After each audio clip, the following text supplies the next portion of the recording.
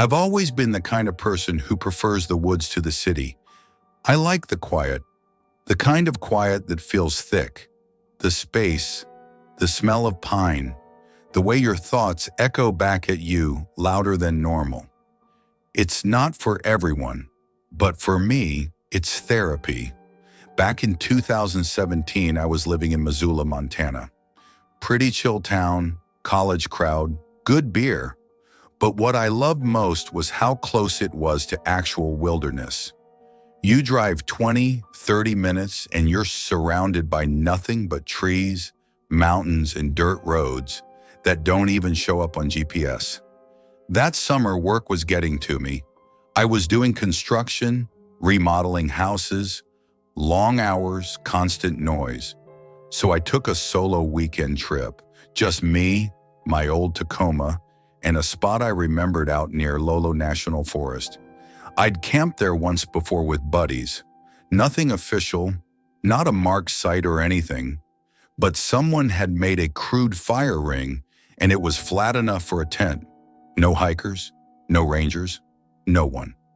Perfect. I left Saturday morning, packed light, just the essentials. Tent, sleeping bag, small stove, knife, bear spray, and a six-pack. Made it up the service road around 3 or so. The weather was perfect. Blue sky, light breeze, probably mid-70s. Couldn't have asked for a better setup. Set up my tent near a little hill overlooking a creek. I rinsed off my mug, cracked a beer, and just sat in a camp chair reading a beat-up copy of The Road. The kind of peace you can't fake. But around sunset, maybe 8:15, 8:30, things started to feel weird. It began when I walked down to the creek to wash out my cup. Just a minute or two, max. And on my way back up to the tent, I caught movement out the corner of my eye. Up on the ridge, just behind the tree line. At first I thought it was a deer, but the shape was wrong. Too upright, like someone ducking behind a pine trunk watching me.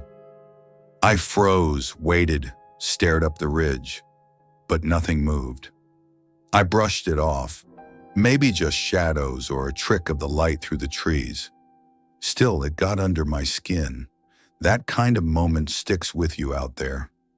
I made dinner anyway, heated up a can of chili, sat by the fire, tried not to think too hard, but I kept glancing back at that same ridge. By 9:30 it was dark, real dark, and I'd killed the fire.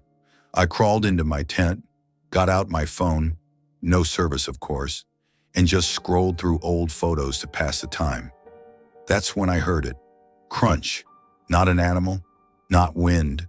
A step, measured, heavy, coming from where the trees thickened. I froze, held my breath, then another crunch. Closer. The hairs on the back of my neck stood up. I turned off the little camp lantern, sat completely still. My ears were working overtime, trying to cut through the silence. It got quiet for a while, maybe 10 minutes. Just enough for me to convince myself it was nothing. Just the forest doing what forests do. Then, snap! A branch broke. Not far at all. Right outside the tent. That's when I felt it. That gut-deep panic. I reached for my knife and flashlight. Didn't turn either on yet. Just waited. And then, clear as day, I heard a voice. "You alone in there?" Not shouted, not slurred, just casual. Curious. I didn't move. Didn't breathe. Then came a second voice. Deeper. Scratchier. It laughed. Quietly. Just once. I wanted to scream. Wanted to run. But I stayed put, clutching that knife so tight my hand hurt. Then, nothing. No footsteps. No zippers. Just stillness. I didn't sleep. I didn't even blink for hours. Every little sound felt huge. I sat there all night listening, praying nothing else would happen. When dawn finally cracked through the trees, I peeked out of the tent. Everything looked normal. My gear was untouched. The fire pit was cold. But then, about 20 feet from the tent, right near where I heard the voices. I saw it, a pile of rocks, 4 of them, perfectly stacked, balanced, like something out of a damn Blair Witch movie. I didn't build it, and I knew it wasn't there the night before. I broke camp in 10 minutes, didn't even cook breakfast, just tossed everything into the truck and peeled out of there. I didn't stop driving until I hit service again. I called the local ranger station when I got back to Missoula, told them the name of the old road, gave them my GPS pins, even described the ridge where I saw the figure. The woman on the line asked me to repeat the location. Then she said something that stuck with me. "Sir, we haven't maintained that trail in over a year. It's not even an active recreation zone anymore. Wasn't listed as a site. There shouldn't be anyone out there." I didn't file a report. What would I say? I heard whispers and someone made a rock stack. No damage, nothing stolen. But that weekend stayed with me. Still does. Sometimes I wonder, was I just being watched? Or was something supposed to happen that didn't? And what if I'd answered? What if I'd said yeah when they asked if I was alone? I've gone camping with the same group of guys every summer since college. Nothing fancy, just a long weekend out in the woods to get away from everything. No phones, no work, no responsibilities, just firewood, beer, and quiet. For us, it was tradition, something that helped us stay connected as life pulled us in different directions. Summer of 2019, we decided to head back to a spot we found years ago in the Flathead National Forest in Montana. It wasn't on any official campsite list, just this patch of clearing off a service road we stumbled onto while backpacking back in the day. Secluded, peaceful, no cell service for miles. Perfect. There were 5 of us that year. Me, Mike, Trevor, Jesse, and Alan. We were all in our early 30s, all working jobs that sucked a little bit of the soul out of us each year. I'd just come off a brutal quarter at work. Mike had just moved across the country. Alan was the one I was most worried about. He'd recently come out of a long-term relationship. 10 years, gone. He didn't say much about it, but you could tell it hit him hard. He'd always been the laid-back, funny guy in the group, but when I picked him up that morning, he looked hollow. Just gave a half smile and said, "Looking forward to disconnecting." The drive-in took hours. Bumpy forest roads, no signs, no cars. The moment we pulled in and saw the clearing again, we all let out this collective breath. It felt like coming home. The first night was normal. We set up camp, built a fire, passed around a bottle of bourbon. Jesse made that dumb joke about fish not having eyebrows again, and we all laughed like idiots. Alan didn't say much, but he laughed along, quietly. I figured he just needed time. What started to bother me, though, was how often he'd wander off by himself. He'd just walk off toward the trees without saying anything. A smoke, maybe. We all smoke out there. But he was out of sight longer than I liked. And the second time he came back, I swear his shirt was buttoned up different than before. Like he'd taken it off or changed. I didn't mention it. Just one of those things you clock in your head. Day 2, we did a ridge hike we always loved. It's not easy, rocky in parts, but the view is killer. About halfway up, Alan suddenly stopped walking, just dead still. We were all chatting and kind of didn't notice right away until Trevor looked back and said, "Yo, Alan, you good?" He was staring into the woods, like unblinking. His head was tilted, and he didn't respond for maybe 15 seconds. Just, watching something. Finally, he turned and said, We should head back. Feels wrong. No one argued. The way he said it didn't leave room for jokes. That evening at camp, the mood had shifted. The laughter was less. Everyone kept glancing at Alan. He sat with us, sure, but he wasn't with us. He was carving a stick with his pocket knife, not into anything, just slowly whittling it to nothing, letting the shavings fall into the fire.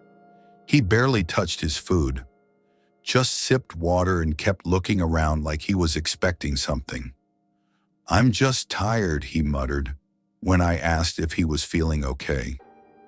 Later that night, we all turned in. Our tents were spaced out around the fire pit.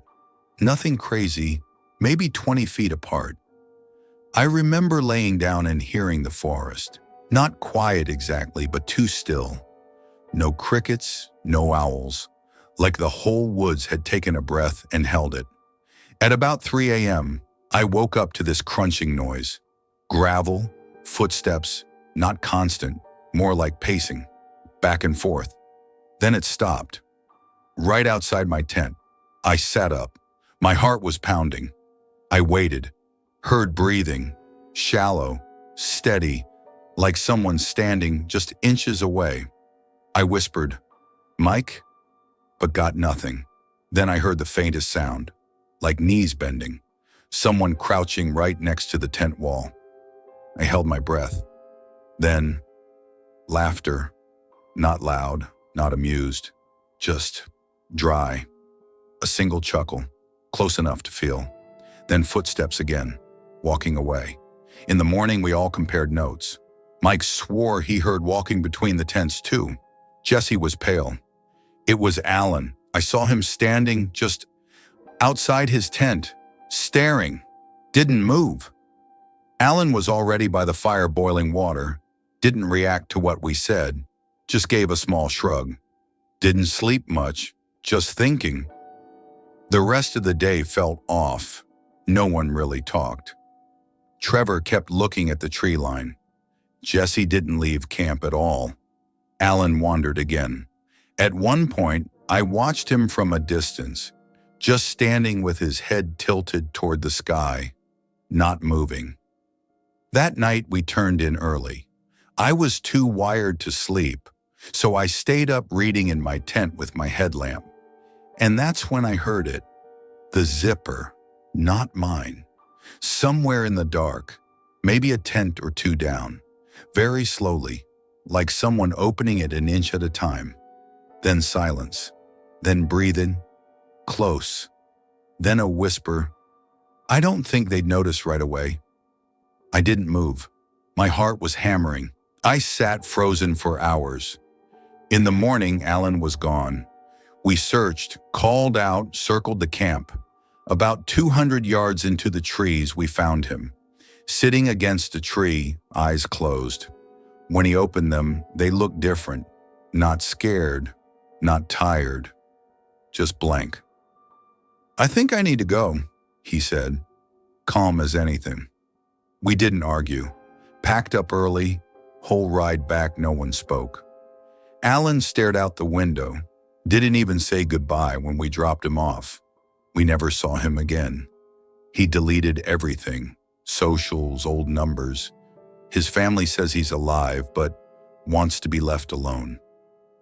Here's the part that haunts me. A month later, Trevor texted me.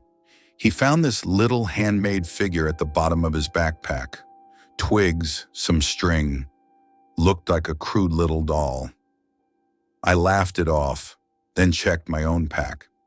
Same thing, in a side pocket I never use. Mike found his sitting on his kitchen counter. None of us ever mentioned it again. We don't talk about that trip, don't go camping together anymore. But sometimes when it's late and the house is quiet, I think about that whisper. I don't think they'd notice right away. And I wonder, how long were we out there with someone who wasn't Alan anymore? Or worse, how long had he been changing and we just didn't notice?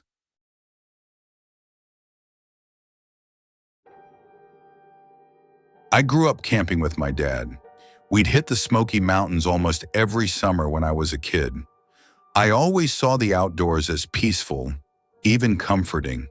Campfires, cicadas, that fresh pine smell in the morning, the kind of stuff that makes you feel alive again. That changed last October.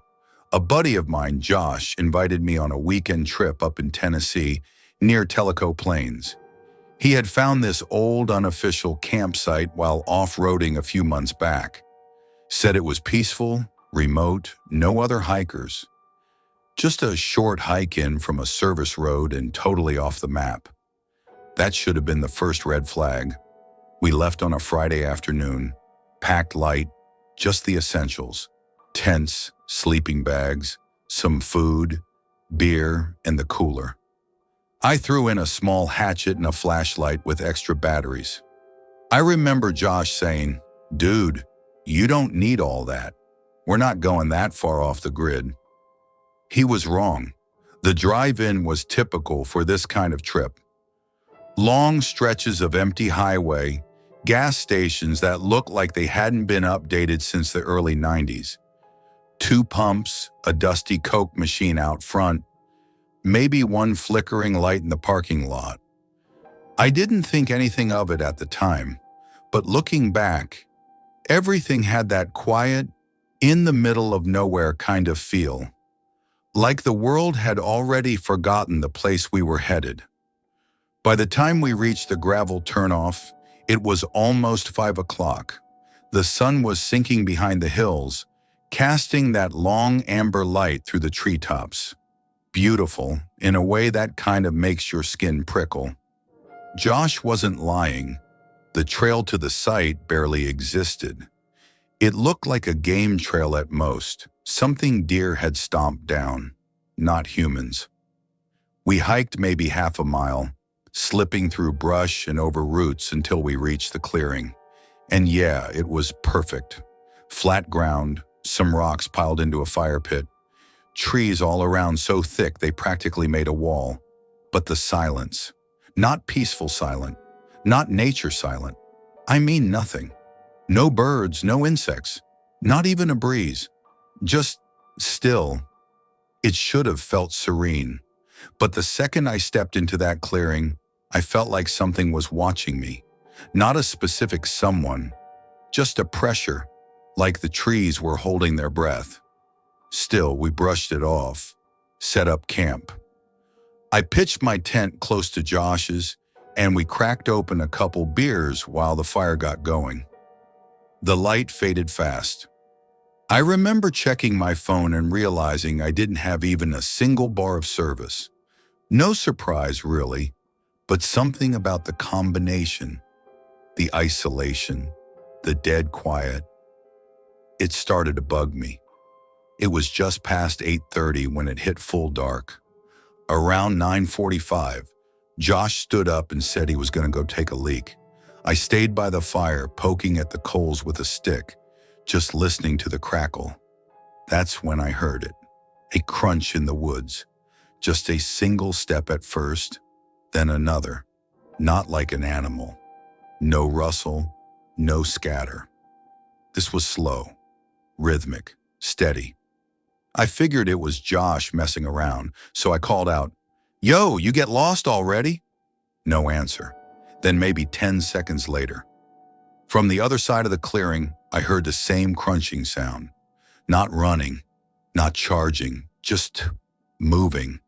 Careful, deliberate, leaves and twigs underfoot. I froze. I stood up and turned slowly, scanning the tree line with my flashlight, but the beam hit nothing but trunks and shadows. Then I heard Josh's voice behind me. "What's up?"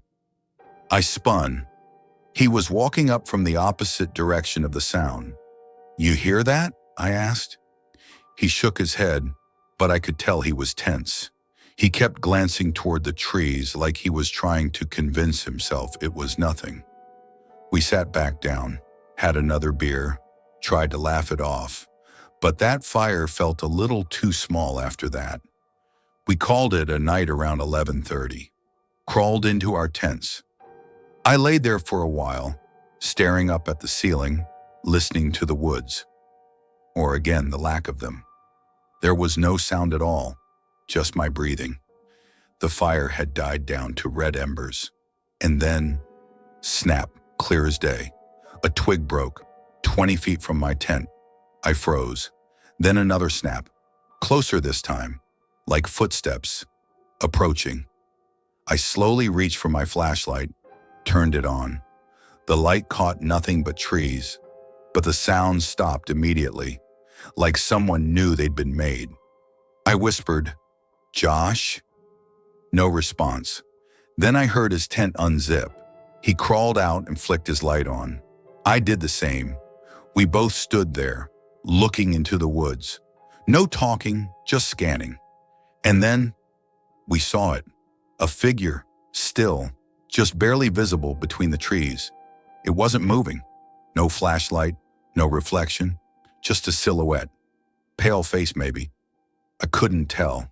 Then it stepped behind a tree and was gone. We didn't move, didn't chase. We just stared at the empty space where it had been. Josh looked at me and said, "Pack your shit." We grabbed what we could. My keys, the cooler, our phones. Left the tents behind, and we ran. That sprint back to the truck was the longest half-mile of my life. The trail felt darker, deeper. Every time I glanced over my shoulder, I expected to see someone, but I never heard anything behind us. That's what messed with me most. No footsteps, no breathing, just the feeling that something was back there. We didn't speak until we hit the truck, locked the doors and peeled out.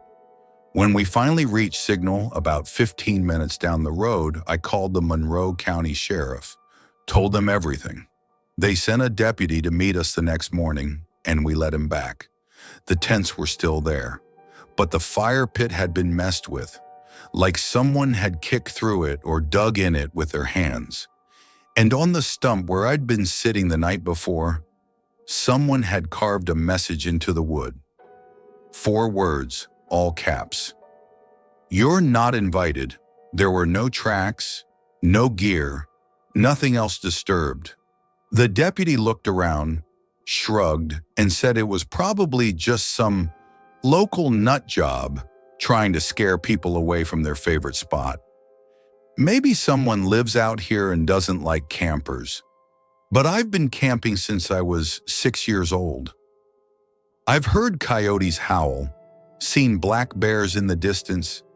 I've dealt with drunks, storms, rattlesnakes, everything. Nothing has ever made me feel like that night did. That wasn't someone trying to scare us. That was someone waiting for us to fall asleep. Someone patient. Someone who didn't want to be seen. I haven't gone camping since, and when people ask, I usually lie. Say it's because I've been too busy or I got soft. But the truth is, sometimes at night, when everything gets quiet, too quiet, I still hear that crunch in the leaves. And I think about that message carved into the stump. "You're not invited," and I wonder what would have happened if we hadn't left.